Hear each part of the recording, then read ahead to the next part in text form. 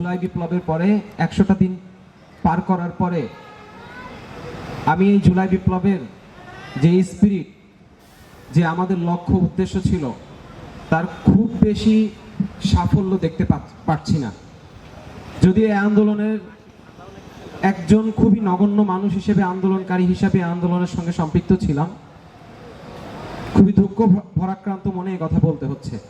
তবে আমাদের সবচেয়ে বড় সফলতা যে আমরা শেখ হাসিনা স্বৈরাচার এবং আওয়ামী লীগ ফ্যাসিজমের যে প্রধান স্টেক হোল্ডার, তৎকালীন বাংলাদেশের প্রধানমন্ত্রী, সাবেক প্রধানমন্ত্রী, ওনাকে এ দেশ থেকে বিতাড়িত করতে বাধ্য হয়েছে এবং ওনাকে বিতাড়িত করার মাধ্যমে এ দেশে অন্যান্য সংস্কার করার যে পথ আমরা তৈরি করতে পেরেছি, এটাই আমাদের একমাত্র সফলতা।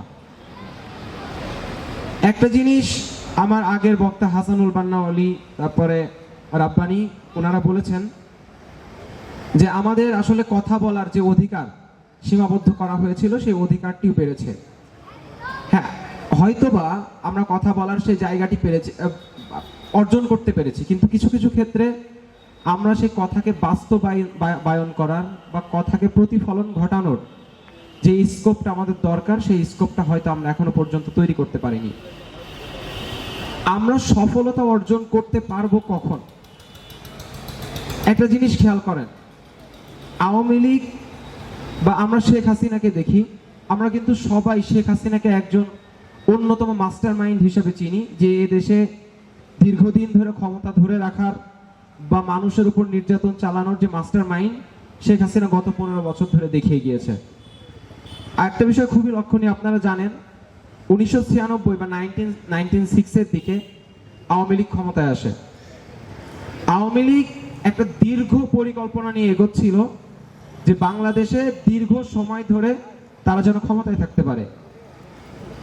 সেই জন্য আওয়ামী লীগের প্রধান টার্গেট ছিল এই দেশের অ্যাডমিনিস্ট্রেশন। 1996 সালের ওই সময়টাতে আওয়ামী লীগ অ্যাডমিনিস্ট্রেশনে তাদের যে সমস্ত উত্তরসূরিদের নিয়োগ দেয়, 2009 ক্ষমতা আসার পরে সেই সমস্ত উত্তরসূরিদেরকেই প্রমোশন দেওয়ার মাধ্যমে তারা খুব সহজেই প্রশাসনের জায়গাটা দখল করে নেয়। এবং একটা জিনিস আপনারাও জানেন, বাংলাদেশ সেনাবাহিনী অনেকটা স্বচ্ছ ছিল বা অনেকটা স্বচ্ছ থাকার সবসময় চেষ্টা করে, যার কারণে তারা জুলাই বিপ্লবে অন্যতম একটি গুরুত্বপূর্ণ ভূমিকা পালন করতে পেরেছে। তখন শেখ হাসিনা সরকারের কাছে মনে হয়েছিল যে বাংলাদেশ সেনাবাহিনী আওয়ামী লীগ সরকারের জন্য অন্যতম একটা থ্রেট, যার কারণে, এবং আমরা জানি যে জামাত ইসলামের মুজাহিদের ছেলে সহ অন্যান্য অনেক কর্মকর্তা ছিল যারা হয়তো বা সেনা প্রধান বা তার পাশাপাশি কোনো কর্মকর্তায় নিয়োগ পাবে এই আশঙ্কা করা হচ্ছিল। তখন বিডিআর বিদ্রোহের মাধ্যমে সেনাবাহিনী প্রশাসনকেও কমপ্লিটলি পুরোপুরিভাবে তারা ধ্বংস করে দেয়।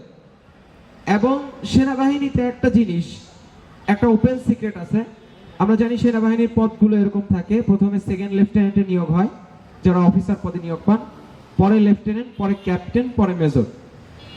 তো একটা মেজরকে, এই আওয়ামী লীগের আমলে একটা মেজর একজন পলিটিক্যাল লিডারের মতন ভূমিকা পালন করে। অর্থাৎ ক্যাপ্টেন থেকে মেজর যখনই যায়, তার যদি কোনো পলিটিক্যাল রোল না থাকে তাহলে তারপরে তাকে পদোন্নতি দেওয়া হয় না। এটা খুব ক্লিয়ারলি আপনারা বুঝতে পারবেন এই আন্দোলনে যখন 3 আগস্ট, 2 অথবা 3 আগস্ট, 2 অথবা 3 আগস্ট সেনাবাহিনী একটা দরবার করে যে তারা এই আন্দোলনে কি রকম ভূমিকা পালন করবে। সেনাপ্রধান সকল জুনিয়র সিনিয়র কর্মকর্তাদের নিয়ে বসে। সেখানে কিছু কিছু সিনিয়র কর্মকর্তা এই আন্দোলনে সরকারের পক্ষে অবস্থান করার ইচ্ছা পোষণ করলেও অধিকাংশ জুনিয়র অফিসাররা, অধিকাংশ জুনিয়র কর্মকর্তারা তারা কিন্তু এই ঘোষণা দেয় যে তারা ছাত্র জনতার উপরে কোনোভাবেই গুলি চালাতে পারবে না। যার কারণে পরবর্তীতে 5 আগস্টে এই আন্দোলনটা অনেক সহজভাবে সফল হয়। আদারওয়াইজ আপনারা কিন্তু এটা মনে করেন না যে শেখ হাসিনা আরো 10,000 50,000 লাশকে ভয় পায়। সে যদি পারতো বা সেনাবাহিনী যদি তার সাথে একমত হতো যে কোনোভাবে এই দেশের কন্ট্রোল সরকারের হাতে নিতে হবে, তাহলে সে সেনাবাহিনীকে সেই হুকুমই দিত যেভাবেই হোক ক্লিয়ারেন্স তার চাই।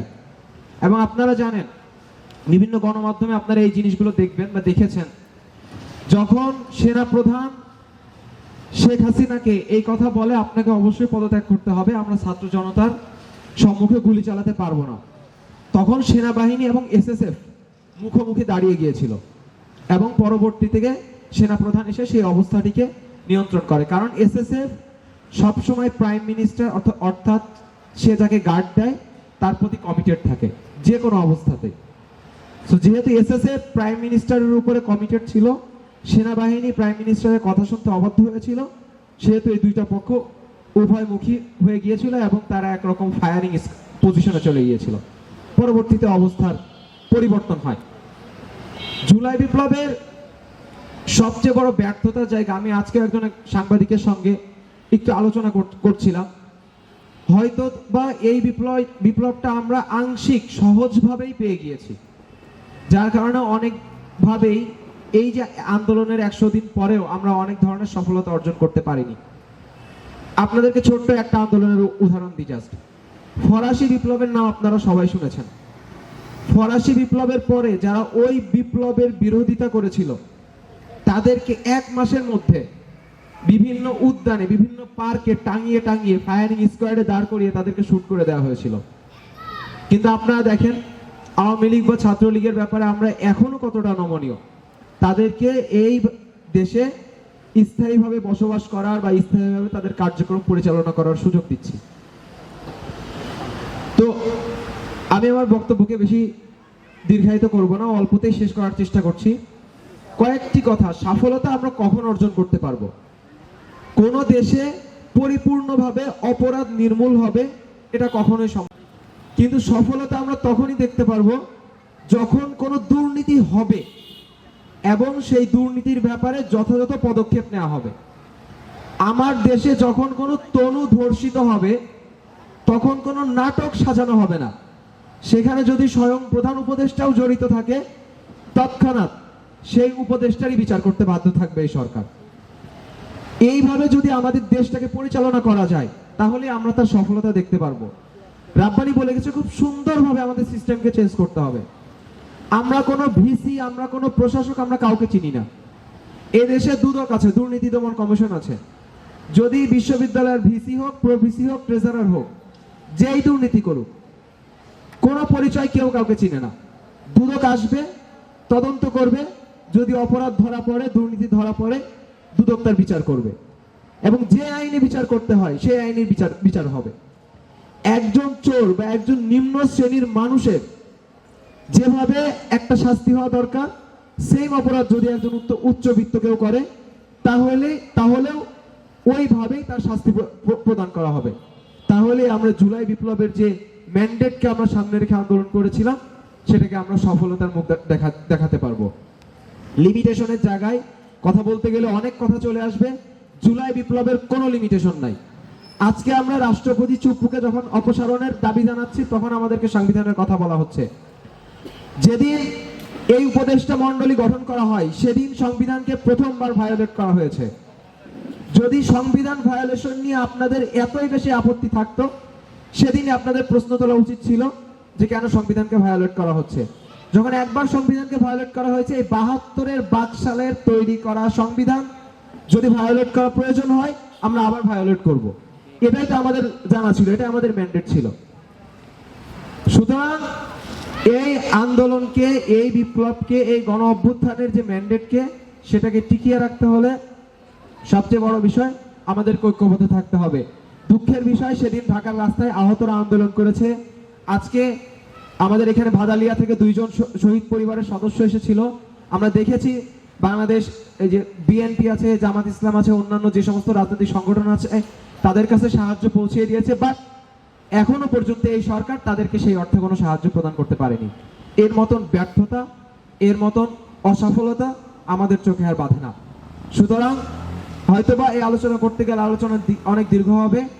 তো এই জুলাই বিপ্লবে এখনো পর্যন্ত তেমন কোনো সফলতা আমরা দেখতে পারিনি। আমরা আল্লাহ রাব্বুল আলামিনের কাছে দোয়া করি যেন আল্লাহ রাব্বুল আলামিন আমাদের এই শহীদের রক্তকে অবমূল্যায়িত হতে না দেয়, আমরা তার মূল্যায়ন পাই এবং আমরা আমাদের এই সত্যকে এই দেশে বাস্তবায়িত করতে পারি এবং সুন্দর একটি স্বাধীন দেশ প্রতিস্থাপন করতে পারি। ধন্যবাদ সবাই।